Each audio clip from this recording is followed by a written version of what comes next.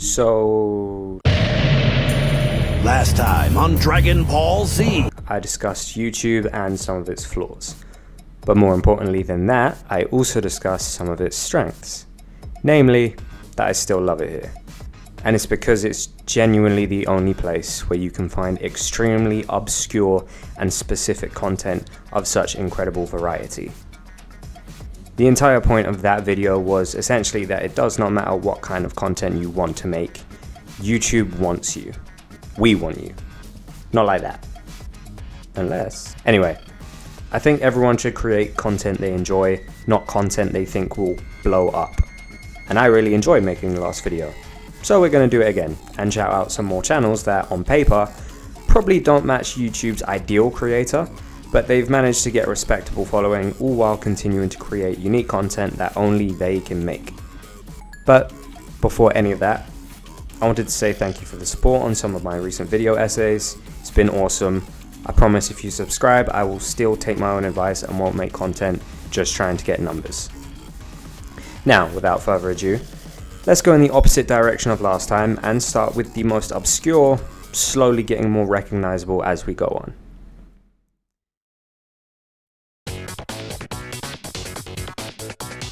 Mystic Mansa is currently sitting at around 10k subs, and he's built that with essentially one meme.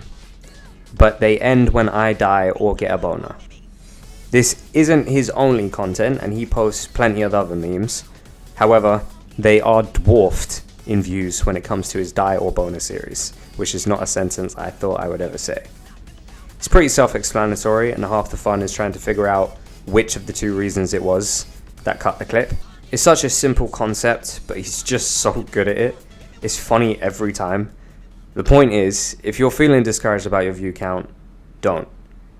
Just make what you like, and all it takes is one stupid joke to catch on, and who knows, you might get some success.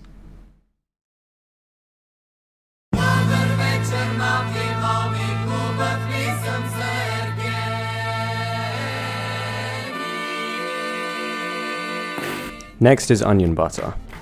I know, I'm doing 2 gamer channels in a row, but no more for the rest of the video, I swear.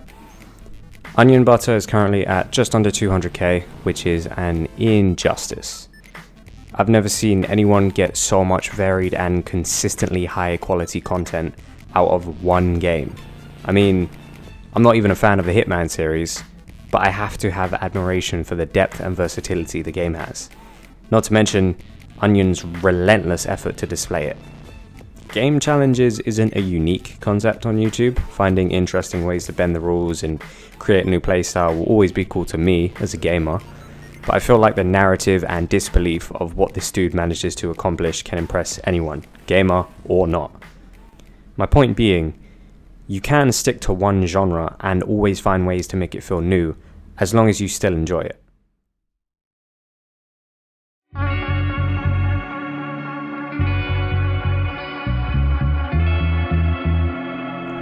Now, I'm excited to talk about this guy because I feel like the self-defense community on YouTube does not get enough love. Not that I can blame people, there's a lot of bullshit out there, but this guy's bona fide. Hard to Hurt, aka Icy Mike, runs a self-defense and martial arts channel. Doesn't sound super unique, right? Well, here's what makes him stick out to me, and why I think he's probably my favorite of the bunch. Firstly, he's an ex-SWAT officer. I love Kung Fu, I love martial arts, I love all the performative and spiritual stuff behind all of it. But let's be honest, this guy has seen more action than this guy. If I'm getting self-defense tips, I know who I'm going to listen to. So his stuff is rooted in decades of not just his own experiences, but also taking first-hand accounts of other people, both trained and untrained, who had been involved in violent crimes. So he knows both sides of the story. Secondly, and this one's a bit biased, but he's a smaller guy. As a smaller guy myself, I love to see people talk about this topic with the humility of knowing what limits it comes with, but also how to minimize those weaknesses. Finally, I just love his personality, man. I've said this before, but most people who train martial arts are lovely people, infinitely humble, extremely respectful. However, I'd be lying if I said there is not a lot of ego in the gym as well. plenty of assholes who know how to fight are just assholes who know how to fight. Then there's Icy Mike, who is kind of both. No shade on him, he seems like a legitimately great guy, but he's not afraid to call an idiot, and be very frank with his audience about just how useless the average untrained person is in a violent situation, which I think is a very necessary personality to have in the online world of fake martial arts gurus and alpha males. Lesson to be learned, even if your genre is oversaturated, that doesn't mean you specifically don't have things to add to it.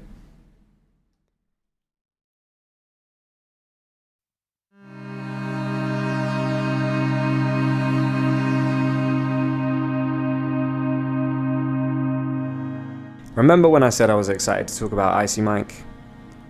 Well, I'm not excited to talk about this one, because I don't know how to. Ethereal Snake is an animator with not a lot of videos, but honestly, you can pick any of them and see why he got as big as he did with such a small content pool. I'm genuinely struggling to type out a decent explanation without spoiling his content, but you can probably tell by the visuals on the screen that it's some truly absurd shit.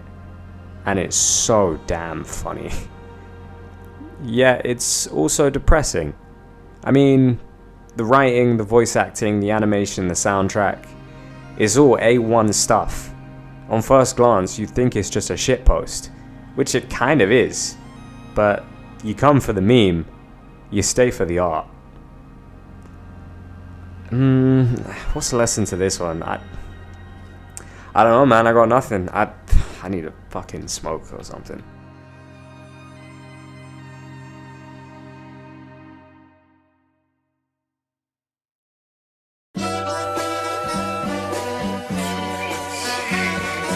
Anyway, let's bring the mood back up with, in my personal opinion, the best skit channel in the fucking game. Tony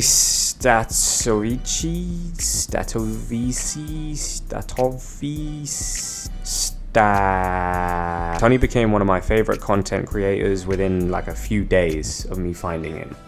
I think he's got more of a following on TikTok and Instagram since most of his content is short form, but he's recently started doing a lot more long form stuff and is sitting on a very respectable 741k.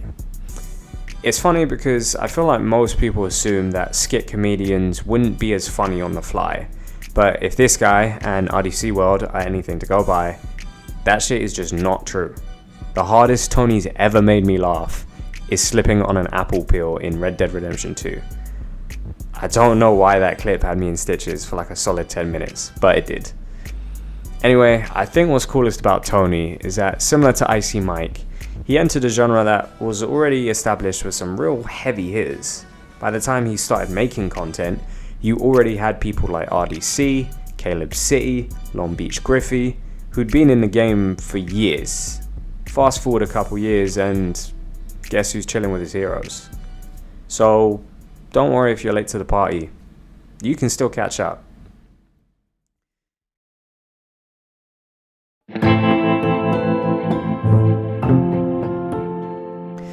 Now, I'm well aware most of the content I watch is localized around nerd culture in some way, but I'm trying to make this video diverse to cover a large range of what YouTube has to offer. So let me continue that trend by shouting out one of the most unique and necessary voices in the self-help space. Dry Creek Wrangler is a good old-fashioned cowboy. It's that simple. I'm not going to get majorly political and start talking about how society failed men or red pill this or you know who that, but it's an undeniable fact that masculinity has been a very hot topic for a while now. What I love about Dwayne is that he's a simple man and he practices what he preaches. He's been working with horses for about 30 years now, been married for most of those years, has a large family, grandkids, a ranch, a sick-ass beard, but more than anything, there's an air of pure authenticity. He's not trying to sell you anything, he's not giving you any bullshit. He often takes time to stress that he's just giving his opinion and he's no authority on the matter. He's just an older guy with a lot of wisdom who's lived a challenging but rewarding life. It doesn't feel like he's got any ulterior motive. I imagine when he turns that camera off, he kicks back, lights a cigar, and gets back to his life. If his 1.34 million sub YouTube channel collapsed tomorrow, something tells me he'd just keep it pushing. And I'd much rather advice from someone who's got nothing to gain from me.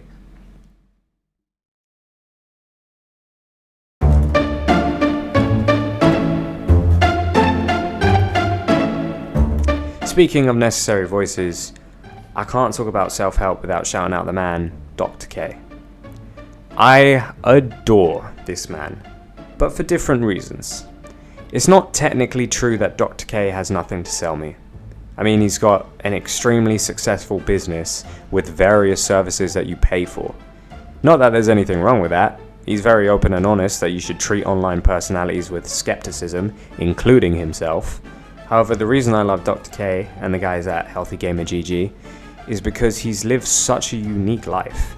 Studying both Eastern and Western medicine is given him an invaluable perspective, especially in the online world where a lot of us are terminally online and suffering from the flaws that come with that.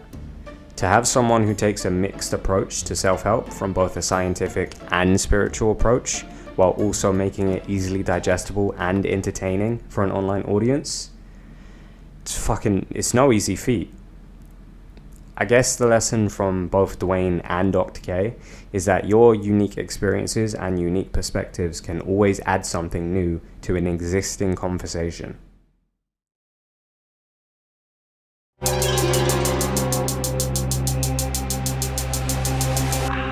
Finally, let's end it on a channel that I'm willing to bet you've all heard of.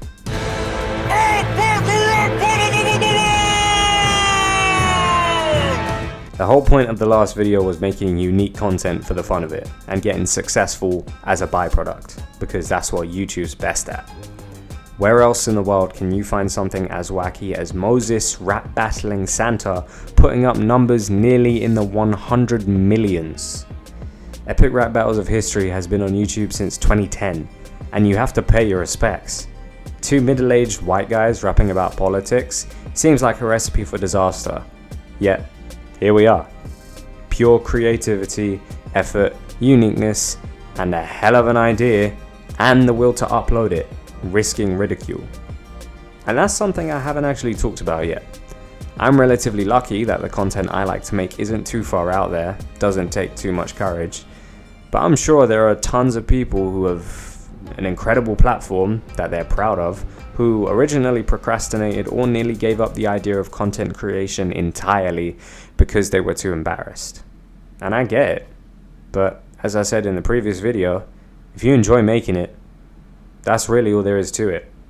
Doesn't matter if nobody in the world finds it cool, somebody's gonna find it cool that you find it cool. Hopefully they make their own cool thing, and who knows, you just might inspire somebody. Thank you for watching, and if you want me to keep shouting out channels, because honestly, I could do this shit all day, like and subscribe. We'll see who else is on my list.